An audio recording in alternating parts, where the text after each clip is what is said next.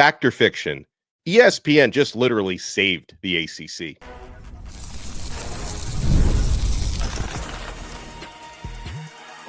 You are Locked On ACC, your daily podcast on the Atlantic Coast Conference. Part of the Locked On Podcast Network, your team every day. Shout out to the everydayers, and thank you so much for making Locked On ACC your first listen and your first watch today. We're available free wherever you get your podcasts. We're free on YouTube. We're part of the Locked On Podcast Network, your team every day. He is Kenton Gibbs from Locked On Wolfpack. I am Alex Donno from Locked On Canes. Today's episode is brought to you by FanDuel. Super Bowl 59 is here. There's no better way to make every play more exciting than with FanDuel Sportsbook. New customers can bet just $5, and if you win, you'll score $200 in bonus bets. Download the app or head to FanDuel.com to get started. On this episode, we'll talk about Duke cruising to a dominant win against Carolina, 11-0 now. Who's going to stop the Blue Devils? Florida State men's basketball coach Leonard Hamilton will be stepping down, not immediately, but at the end of the season. We'll talk about why and what that means for the future for Florida State and ACC basketball. But Kenton Gibbs, we go back to the announcement that came down late last week that ESPN is exercising their option for the final 9 years of ACC TV rights, because that was, they had that look in that was going to expire in 2027. They have locked in the ACC TV rights through 2036. So let me phrase the question this way. Did ESPN literally save the ACC from implosion? ESPN saved the ACC in the same way that Beyonce saved Destiny's Child. For those of you who aren't aware of the history, Beyonce blew up with Destiny's Child. She needed Destiny's Child to become who she became later on down the line. So what am I saying here? This is not a parasitic relationship where the ACC is clinging and begging, please, sir, save us, please. We have nowhere to go. We have nothing to do. ESPN is also making a ton of money off of this deal. Again, ESPN is winning this deal handily. That's what I keep trying to tell everybody. And I feel like Chicken Little screaming the sky is falling. I feel like I'm on the movie Don't Look Up, because I keep telling everybody, hey, objectively speaking, ESPN won the deal. It's not close. Yeah. It's not particularly close. So, yes, ESPN did save the ACC. Without ESPN, the ACC goes under. But you know what also happens? Without the ACC, ESPN loses tens of millions, if not more, dollars. Yep. And I'll tell you what, one thing about Mickey Mouse, because Disney is the parent company ESPN, Mickey Mouse ain't never played about that check, baby. He ain't never played about that check. When it comes to the Skrillers, the Greenbacks, the Moolah, it has never. Lots of things have been funny with the MCU. Lots of things have been funny with the Goofy movie and all that. Who didn't love some power trip? But you know what they don't play about? Power line. Donald Davy, power line, correct. You know what, Donald Davy, all let me know they don't play about that check. And ACC is bringing in heavy checks only to ESPN. So it's not a ESPN saved ACC for no reason thing. This is a very incentivized saving, if you will. I completely agree that both sides need each other. And, ESPN, they are locked in to old prices, right? Can you ever see those old McDonald's menus where a plain hamburger was 3 cents, back in 1960? It's like ESPN is paying that sort of a bargain price for the ACC because they locked in that super long grant of rights. So I agree with everything you said, but I'll add, though, I think the ACC does need ESPN more right now than vice versa. They needed ESPN to lock in that option, to exercise that option, because if ESPN didn't, now not saying there was any reason for them not to, so I'm in agreement with you on that, but had ESPN not exercised that for whatever reason, the grant of rights would essentially be over in 2027, and the conference could theoretically implode. And by exercising that option, Kenton, what the ACC, what ESPN, I should say, gave to the ACC, gave the ACC a little extra leverage. It gave them some leverage in these lawsuits against Florida State and Clemson, where now there's a lot of momentum to a possible settlement. And whatever settlement takes place, we've heard some of the hypothetical terms, right? The brand initiative, where the ACC would actually implement uneven payouts where if you're, a bigger brand and you bring more television ratings like Florida State and Clemson, and Miami pulled in big ratings this past year and historically does that. And, North Carolina, that you can make more money off of your brand. So that's some of the, so both sides could frame it as a win, Kenton, and the ACC would not have that leverage right now had ESPN not opt in. So I'm going to say it's fact that ESPN just saved the ACC. I agree. ESPN does not need the ACC in the way the ACC needs ESPN. I 1,000% agree to that. 1,000%. But what I'm saying is that the ESPN also gains a ton from this. This is not charity work that ESPN is doing. Disney ain't in the business of charity. That just ain't what's going on there. But I've got Disney World annual passes, and I guarantee you they're not in it for charity. Exactly. But I want to dig into something you said there. This is giving the ACC leverage for a settlement. Why would you settle if you're the ACC? Why? Ooh. For what reason? And I very genuinely mean this. And I'd love to have Rohan Law on after, because this is a very different situation than the last time we chatted with him. So don't worry. Rohan, we're going to give you a call, brother. Keep your line open. But in all seriousness, I sit here and I wonder, if I'm the ACC, I say your biggest point of contention was there is not any guarantee of payout beyond the year of 2027. Well, looky here. What just happened, Donno? What did this extension of, or what did this picking up of the option to extend do for the ACC? What does it officially say? There is now a formalized payment structure in place. And if that's the crux of the argument, hey, there is no formalized payer, or if that's one of the cruxes of the argument, let's do it. Let's go duke it out.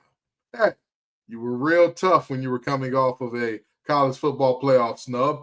I think some 2-10 may have taken the teeth out of you a little bit, but maybe it didn't. Maybe even in this down year, which I have not looked at the numbers yet. So I am genuinely inquiring, not being facetious here. Maybe Florida State, even during a down year, still did better numbers than everybody else by a mile. That's possible. Not everybody else. They did better numbers, though, than most, even in a down year. I'm sure a lot of that was probably earlier in the season before, the secret was out as to, how bad they were, but they still put up good numbers. But so what I'm saying here is, if I'm the ACC and one of the legs of your argument has just been taken from up under you, right? I'm not saying go full Cobra Kai, sweep the leg here, because we all know that didn't end well. Danielson got his win. But what I would say is, hey, let's do it. Let's do it. Let's take this thing all the way.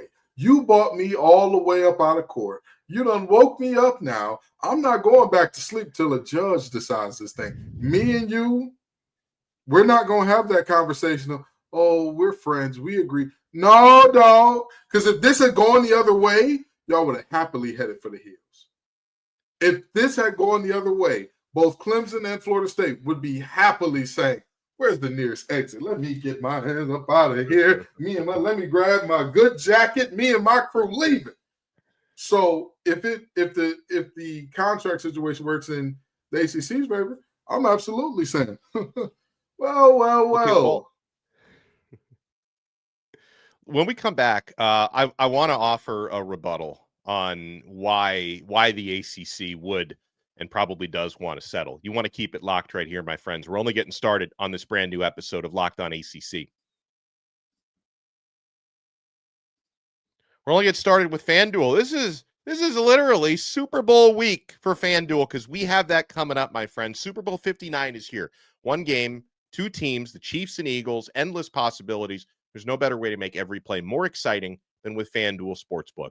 Whether it's predicting the first touchdown, by the way, I think I like Saquon Barkley to score the first touchdown in the game, calling the MVP. I like Patrick Mahomes there, obviously, or betting on the coin toss. I like tails. FanDuel makes it easy to get in on the action with live betting all game long. You can adjust your bets as the game unfolds and feel the thrill from kickoff to the final whistle. Chiefs, by the way, are favored by 1.5 in the Super Bowl coming up. Live betting, by the way, lets you stay involved no matter what happens on the field, and the app is super easy to navigate. Plus, knowing that you can place a $5 bet and potentially win $200 in bonus bets for the Super Bowl, that's the icing on the cake. Download the app or head to FanDuel.com to get started. Bet just $5, and if you win, you'll score $200 in bonus bets. That's FanDuel.com. Bet with FanDuel, official partner of Super Bowl 59. Thank you so much for making Locked On ACC your first listen and your first watch. For your next listen, make sure you check out our other shows. Kenton, Gibbs, and Grayson Boone host Locked On Wolfpack, covering everything NC State. I cover everything Miami on Locked On Canes. All right, so let me play devil's advocate, Kenton, as to why the ACC would likely want to settle. Now, I will note that not Kenton, nor I, or any of you listening to this have actually seen or read through the ACC's grant of rights agreements. They keep it under lock and key, right? Maybe a few select lawyers have taken a look at it and they can't make copies of it. They have to put it back in the vault and they can't take pictures of it or anything like that. So, like, okay, if we operate under the assumption that the grant of rights is completely ironclad, then I would say, yeah, ACC, by all means, do not settle. You could point out, yeah, you, Florida State, Clemson, UNC, Miami, you all signed this thing. You're legally bound to it. If I make that assumption that the grant of rights is ironclad, then I would say ACC, by all means, fight tooth and nail to protect yourselves from these disruptive members of your conference. But I mean, if you look at it from the ACC point of view, even if they do feel like the grant of rights is ironclad, Rohan Law has told us before, Kenton, a really good lawyer can find holes in just about anything. And it's going to be one side of lawyers versus the other. So the ACC would probably rather this thing not go to discovery and not have their grant of rights out in the open. Not to mention, if this does go to discovery, we had this conversation with Brett Friedlander last week. There's probably going to be a lot of what the ACC feels like is privileged information about how their TV contracts are done that would be out in the open. So I think they would much prefer this settles quietly. And for the other side as well, this goes for both sides. You're paying these lawyers a lot of money, right? And that goes for the Florida State and Clemson sides as well as the ACC. That's more incentive for both sides to settle, even if maybe the ACC might feel like they could win the war of attrition, or maybe Florida State feels that way.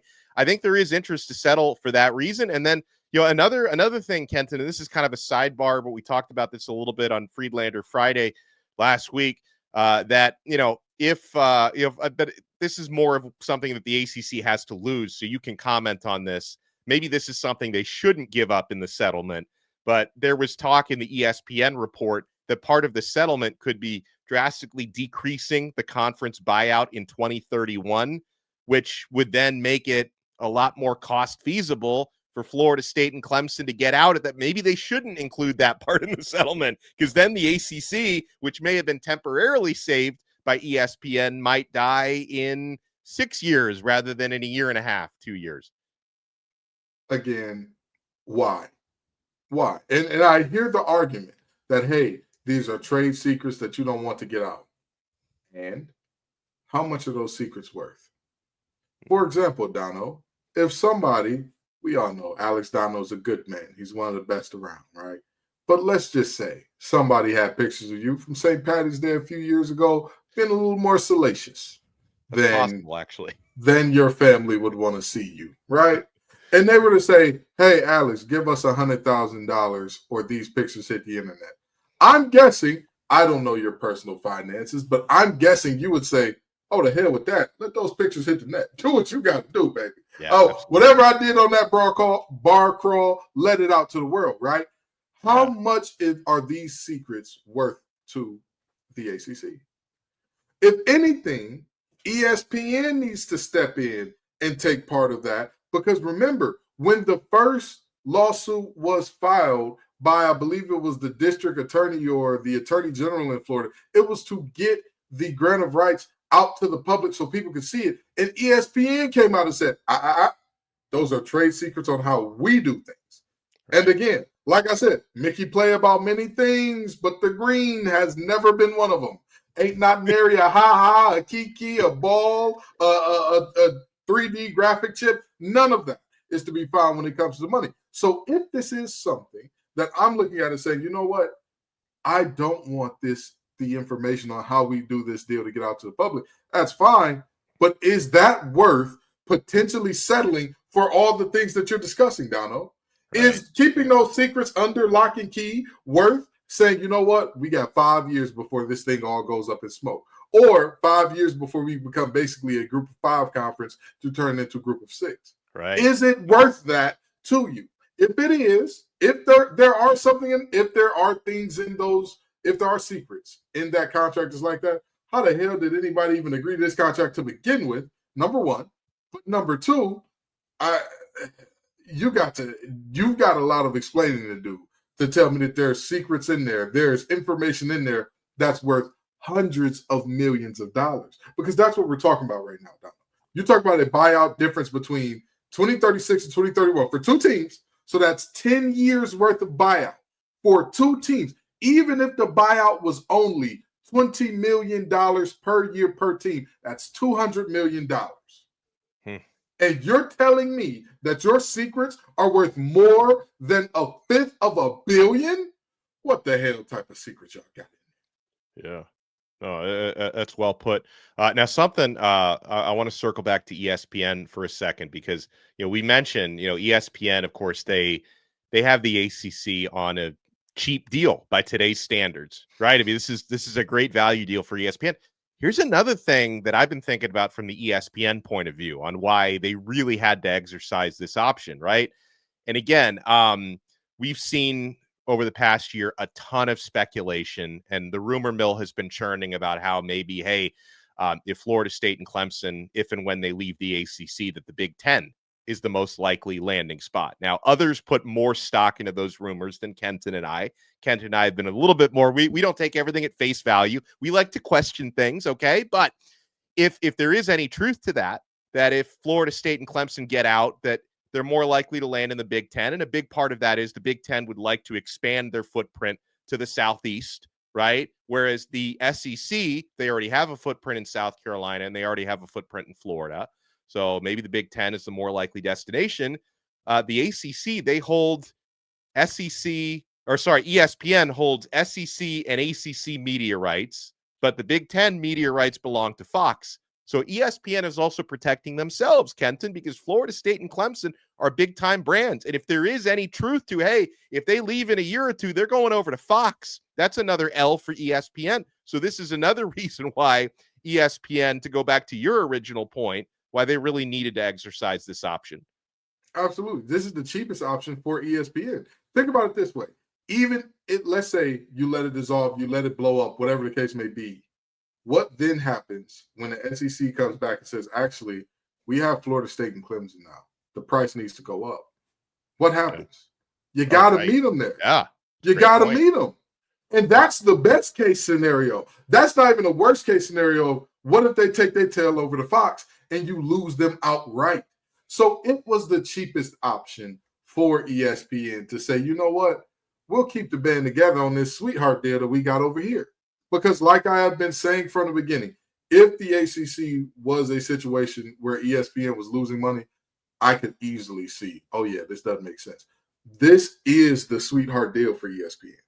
They've got they've got the Matilda's dad deal on this thing, meaning they're Matilda's dad selling the ACC the car, and the ACC bought it hook, line, and sinker.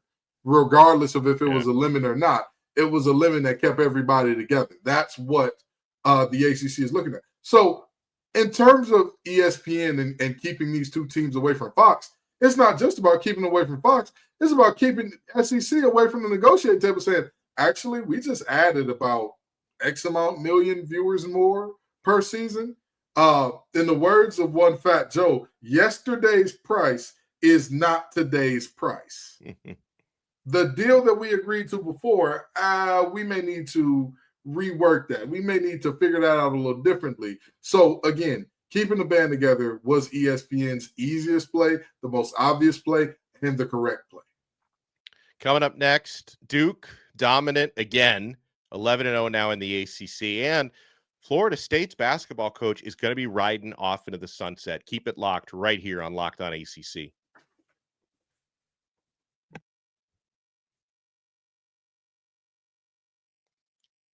Thank you so much for making Locked On ACC your first listen and your first watch today. We're available free wherever you get your podcasts. We're free on YouTube. We're part of the Locked On Podcast Network, your team every day. For your next listen, make sure you check out Locked On College Football. our guy Spencer McLaughlin does a fantastic job taking through all the big games and all the big storylines and all the big offseason stuff, NIL, transfer portal, all that stuff that keeps us busy this time of year. Talking some hoops here, though, on Locked On ACC. So announced today, Leonard Hamilton, who's been at Florida State for 23 years, Kenton. So he has put in that tenure at Florida State. Also, spent some time at my alma mater, Miami, prior to a run at the NBA. Leonard Hamilton is going to be walking away from Florida State. He will resign at the end of the year after 23 years in Tallahassee. He's 76 years old. Now, worth noting that he is in the final season of a 5-year extension, so I don't exactly know whose decision it was for him to walk away, but he gets to be the one to go out, Kenton, on his own terms. This feels a little bit like one of those handshake agreements, like this feels like one of those moments where everybody agrees, hey, we're not going to have you back. And it's like, all right, cool. Let me go out on my own terms and, or let me go out in a way that is more dignified than being fired. It just happened a lot more cleanly than, let's say, the Jim Boeheim situation went down, per se, where it was like, oh, he's retiring. No, I'm not, and all that type of stuff. But seriously, Coach Ham has had an illustrious career. There is no ifs, ands, or buts about that. It is, and I'll tell you this much.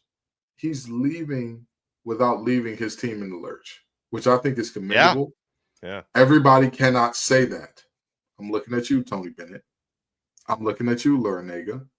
He left in a way to say, you know what? This ain't it no more. And you and I talked about this off air, but I'm going to talk about it on there. Are the lawsuits part of this with the 6th player soon? Maybe, maybe not. But I think that this is more so a situation where, regardless of even if those lawsuits had not been on the table, I don't think that he's in a position with the university where they say, you're the best we can do.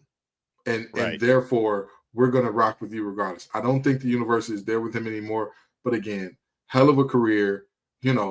He's put together one of the more impressive resumes of coaching. And I will say this, some people may get mad at me for this, but I'm going to say it. I think he's a Hall of Very Good coach. I wouldn't say Hall of Fame. I wouldn't say he's to that level. Maybe the Naismith Basketball Hall of Fame, because the Basketball Hall of Fame, you sneeze enough on the basketball court, you might mess around and end up there. But in terms of like College Basketball Hall of Fame, I'm not necessarily sure. But he is, again, a Hall of Very Good guy.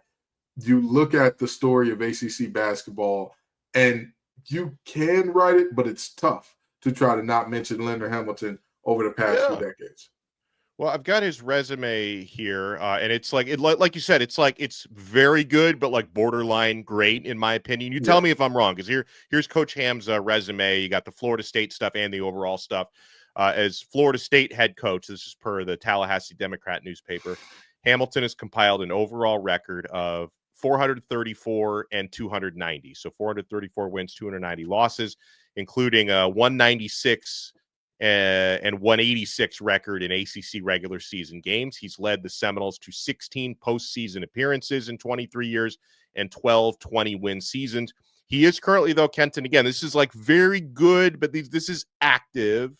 He's currently 10th on the NCAA's list of winningest active Division I coaches, 5th all-time in the ACC behind Coach K, Roy Williams, and Dean Smith at North Carolina, and Gary Williams of Maryland. Hamilton is the longest tenured men's basketball coach currently in the ACC, second oldest active Division I coach. So there's a lot of very good in the resume, but I agree with you. It's not necessarily Hall of Fame stuff, but it's very good. Yeah. Again, you can't argue Florida State basketball is a better place because of him than it was before. It's a great point. You cannot argue that. Yeah. And again, that does not make a Hall of Famer, but it does deserve a ton of respect. It does. Yeah. Leaving any program better than you found it, that is the goal, more so than anything else, right? Everybody says, oh, national championship. I want national championship. You got to win me national championship. How many schools have won national championships in football or basketball? Right. Yeah. Not many. You notice a lot of the same teams tend to win a lot over and over again. Time is a flat circle, ladies and gentlemen. You look up and it's the same teams over and over again. So you look through that and you say, Did Leonard Hamilton leave Florida State better than he found it? Yes. You look through that and you say, is he tenured because it was just like a long run of meh and Florida State would tolerate meh? No. He has objectively been pretty damn good. Again, how many postseason appearances in 23 years? 16? 16. Come on now. Yeah. Come on now. For every 3 years, he was making a postseason in 2 of them. I think that's pretty good. I think you're doing all right for yourself, especially in a conference that has multiple basketball blue bloods in it. You know, this, again, shout out to Ham. Congratulations on a great career, man. You know, what a guy. And again, to not do it the way that some others have and just step down and say, hey, the ship is sinking. I'm getting off.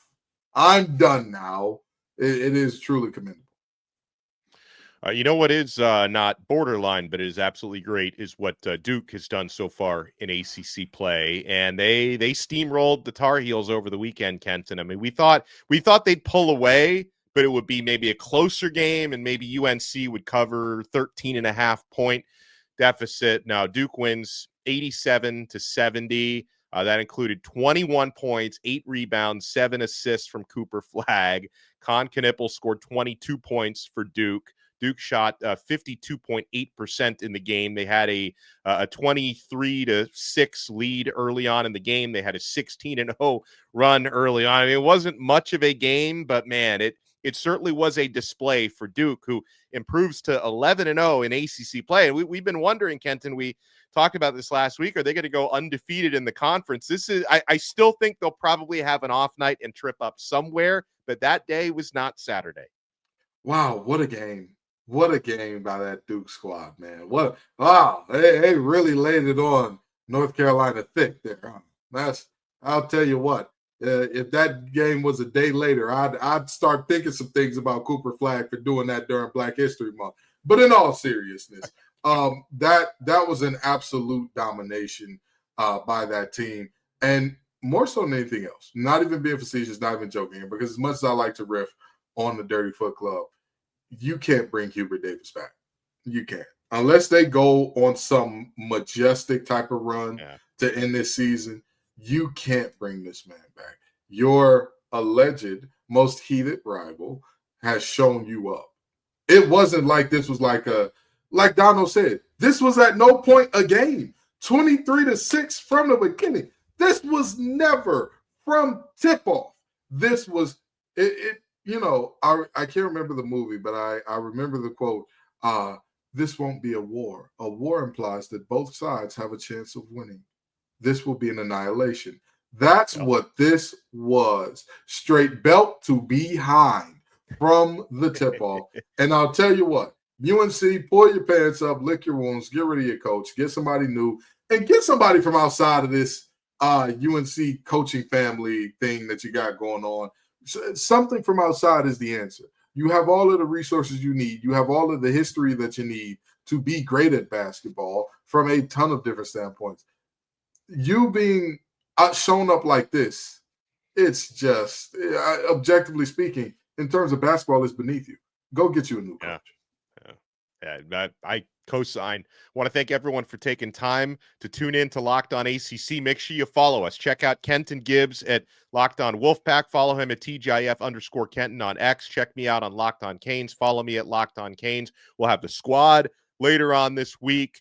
We'll talk about here's a topic, Kenton, I want to get into later this week. You know, it always comes back to football for us, but players who really, really have something to prove next year in the ACC, because you got a lot of returning players, Kenton, who are, you know, maybe on teams that are in the mix to win the conference. Who's got something to prove next year? We'll have that for you later this week. You want to keep it locked right here. We'll talk to you next time on another episode of Locked On ACC. We're part of the awesome Locked On Podcast Network, your team every day.